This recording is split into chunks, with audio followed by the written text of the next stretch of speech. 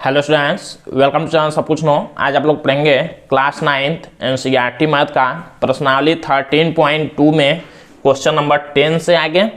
इससे पहले वाले पार्ट में आप लोगों ने प्रश्नावली 13.2 में क्वेश्चन नंबर 9 तक का पूरा कंप्लीट पढ़ाई किया था। तो अगर आप लोग चैनल पर नए हैं, चैनल को सब्सक्राइब करिए, वीडियो को लाइक करिए और ज़्यादा शेयर करिए ताकि सभी लोग आसानी से ऑनलाइन पढ़ाई कर सकें। तो देखिए यहाँ पर क्वेश्चन नंबर 10 में दिया गया है आकृति 13.12 में आप एक लैंप सेट का फ्रेम देख रहे हैं। इसे एक सजावटी कपड़े से ढका जाना है। इस फ्रेम के आधार का व्यास 20 cm और ऊंचाई 30 cm है। फ्रेम के ऊपर और नीचे मोड़ने के लिए दोनों ओर 2.5 cm अतिरिक्त कपड़ा भी छोड़ा जाना है। ज्ञात कीजिए कि लैंप सेट को ढकने के लिए कुल कितने कपड़े की आवश्यकता होगी। क्या कह रहा है कि आकृति 13.12 यही आकृति है। कहा गया कि इसमें एक लैंप सेट दिया गया है। ये कोई एक लैंप सेट है जो कि बेलनाकार है, मतलब बेलन के जैसे है, और इसके आधार का व्यास 20 cm दिया गया है।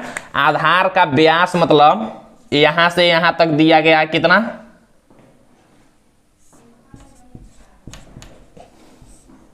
20 cm, और ऊंचाई दिया गया है 30 cm। इसका जो ऊंचाई है, यहां से यहां तक जो ऊंचाई है ये दिया गया है 30 cm। फ्रेम के ऊपर और नीचे मोड़ने के लिए दोनों और 2.5 cm अतिरिक्त कपड़ा भी छोड़ा जाता है। कह रहा है कि इसको ढकने के लिए, ये जो लैंप सेट है इसको ढकने के लिए कपड़े से ढका जाना है। तो कहा गया है ये कि कपड़ा से जब ढकेंगे तो देखिए कपड़ा मान लीजिए इसमें चिपका रहेगा, इसमें चिपका रहेगा, मतलब दोनों तरफ से तो ऐसे बेलन के जैसे ही रहेगा। लेकिन कहा गया है ऊपर और नीचे 2.5 cm अतिरिक्त कपड़ा, मतलब कपड़ा को थोड़ा सा ऐसे बढ़ा दिया गया। इसी के साइज में ऊपर 2.5 cm और नीचे भी 2.5 cm बढ़ाया इसलिए गया है कि ऊपर वाला जो कपड़ा होगा ऊपर से मोड़ देंगे तो ऊपर का ढक जाएगा, और नीचे जो कपड़ा होगा मोड़ देंगे तो नीचे का, मतलब चारों तरफ से पूरा ढक जाएगा। तो यही बताना है कि कितना कपड़ा चाहिए। तो देखिए जब कपड़े से ढकेंगे इसमें पूरा चिपक के ऐसे चारों तरफ से होगा, मतलब इसका वक्र पृष्ठ होगा, और ऊपर अतिरिक्त कपड़ा ऊपर से तो मोड़ ही देंगे, नीचे से भी मोड़ देंगे, यानी कि वक्र पृष्ठ हमको निकालना है जो कपड़ा लगेगा उसका। तो कह रहा है ऊपर थोड़ा सा कपड़ा और ज्यादा बढ़ा के, तो देखिए हम लोग बढ़ा रहे हैं ऊपर से ऐसे डॉट डॉट से, इधर भी थोड़ा सा बढ़ा लेंगे।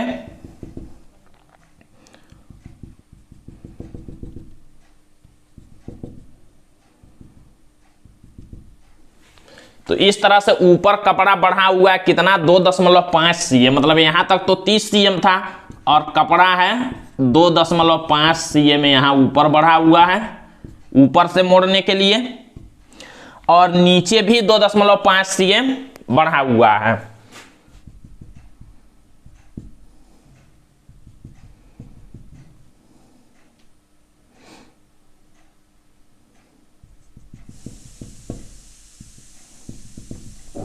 ये हो गया। तो बेलन देखिए बना है, बेलन का वक्र पृष्ठ हम लोग निकाल लेंगे तो पता चलेगा कितना टोटल कपड़ा लगा हुआ। ऊपर से तो मोड़ देना है, नीचे भी मोड़ देना है, बड़ा कपड़ा दिया गया है। यहाँ भी 2.5 cm, यहाँ से यहाँ तक भी 2.5 cm एक्स्ट्रा कपड़ा है। तो अब देखिए हमको पूरे कपड़े का निकालना होगा।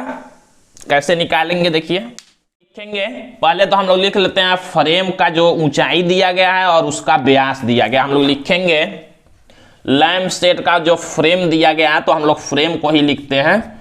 लिखेंगे फ्रेम का व्यास बराबर दिया गया है, देखिए 20 cm। तो हम लोग यहां से त्रिज्या निकाल सकते हैं। लिखेंगे फ्रेम की त्रिज्या r बराबर 20/2 करेंगे, भाग कर देंगे तो 10 cm हो जाएगा इसकी त्रिज्या, और फ्रेम की ऊंचाई 30 cm दिया गया है। हम लोग लिखेंगे तथा फ्रेम की ऊंचाई h बराबर लिख लेते हैं 30 cm। तो ये तो हो गया फ्रेम की ऊंचाई। हमको निकालना है कितना कपड़ा लगा है, यानी कि कपड़े का वक्र पृष्ठ। तो कपड़े का ऊंचाई देखिए यहां तक है, तो इसको हम लोगों को लिखना पड़ेगा। इसलिए फ्रेम को ढकने के लिए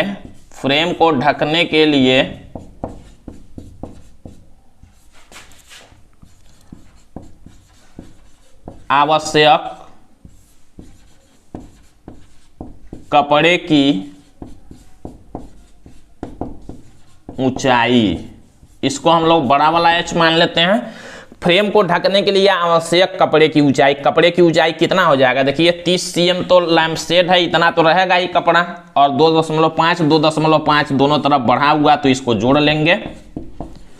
तो जब जोड़ेंगे तो h बराबर होगा, ये देखिए 2.5 तो मिलके 5 होगा, और 30 और 5 35 cm। तो ये हो गया कपड़े की ऊंचाई, और कपड़े का ही हम लोगों को निकालना है वक्र पृष्ठ। तो हम लोग निकाल सकते हैं, त्रिज्या तो यही रहेगा 20 cm है, तो 10 cm हो जाएगा। लिखेंगे इसलिए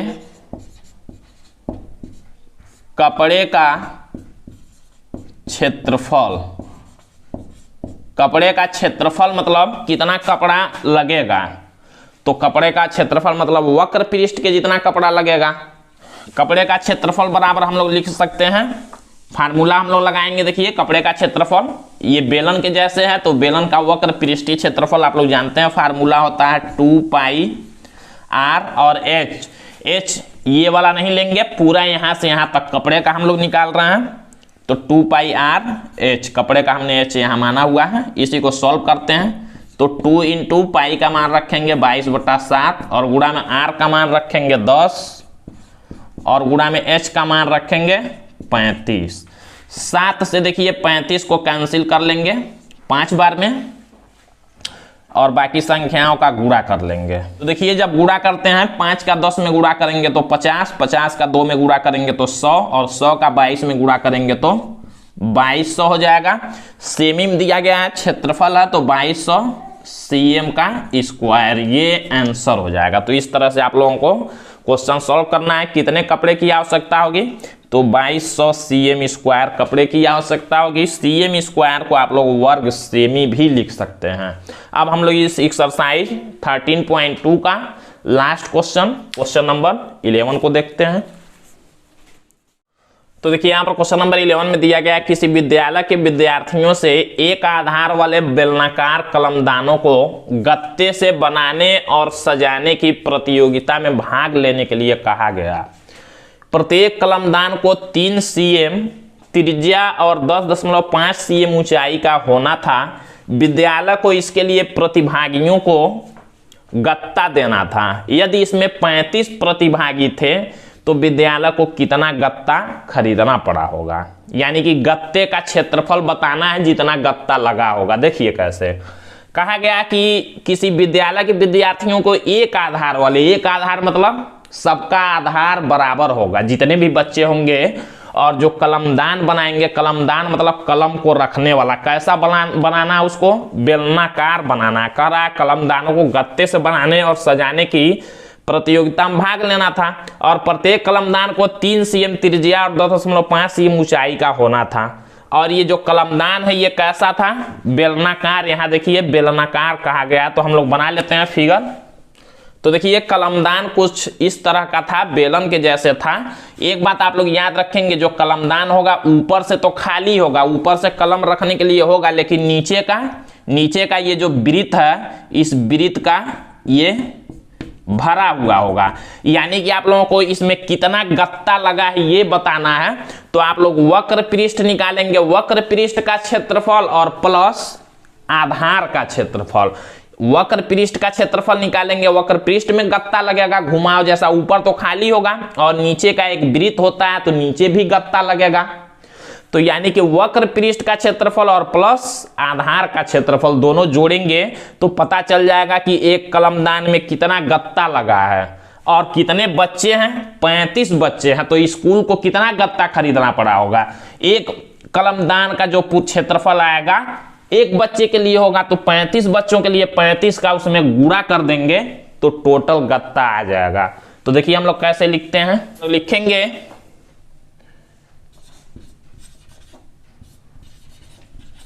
एक कलमदान के लिए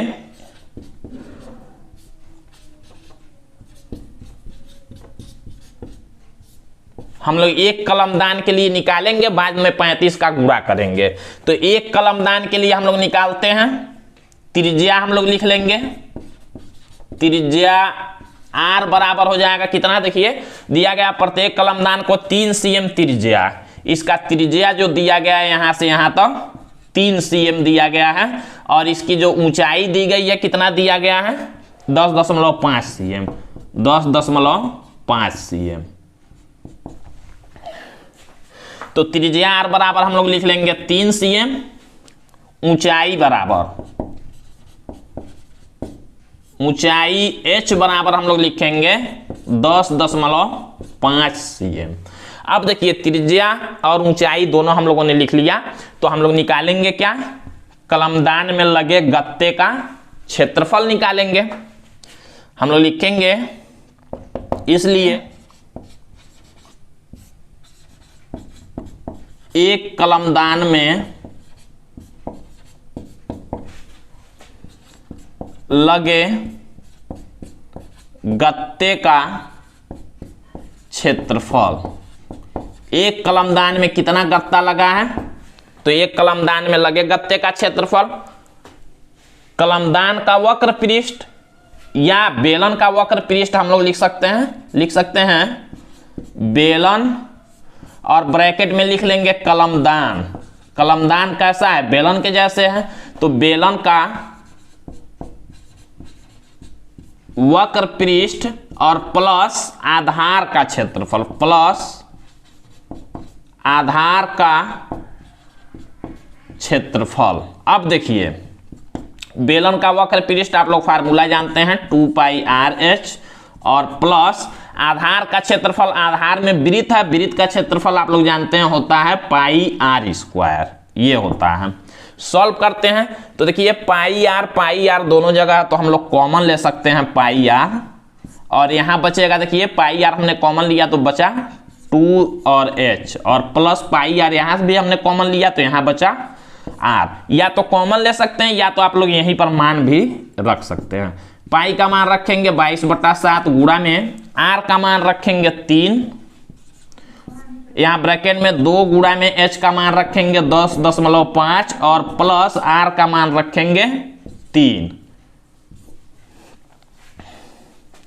सॉल्व करते हैं, देखिए 22 का 3 में गुणा कर लेंगे, बटा में 7, और देखिए यहां 10.5 में जब 2 का गुणा करेंगे तो 21 होगा, और प्लस 3, 21 में 3 को जोड़ेंगे तो होगा गुणा में 24। यहां लिख लेते हैं, देखिए गुणा ऊपर का कर लेंगे और नीचे 7 है तो 7 से भाग कर देंगे, इतना हो गया, या ऐसे रहने देते हैं, इतना हो गया cm का स्क्वायर। देखिए एक कलमदान में लगे गत्ते का क्षेत्रफल हो गया इतना cm का स्क्वायर। हमको कितना चाहिए, 35 प्रतिभागी थे तो विद्यालय को कितना गत्ता खरीदना पड़ा, तो हम लोग लिखेंगे कुल 35 प्रतिभागियों के लिए हम लोग लिखेंगे यहां 35 प्रतिभागियों के लिए, 35 प्रतिभागियों के लिए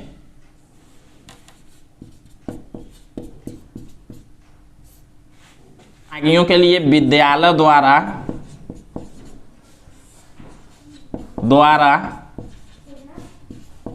खरीदा गया कुल गत्ते का क्षेत्रफल बराबर, देखिए 35 प्रतिभागी थे, एक को कितना लगेगा, मतलब एक के लिए इतना, 35 प्रतिभागी थे तो कितना लगेगा, इसी में 35 का गुणा कर देंगे,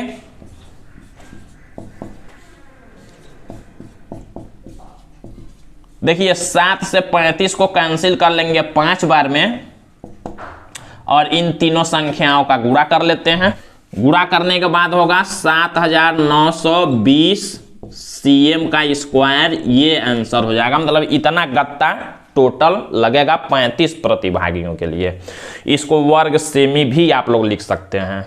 तो इस तरह से ये प्रश्नावली 13.2 कंप्लीट होता है। फिर अगले वीडियो में आप लोग 13.3 के लिए इंट्रोडक्शन, फार्मूला और 13.3 का क्वेश्चन सॉल्व करना देखेंगे। तो आज के लिए बस इतना ही।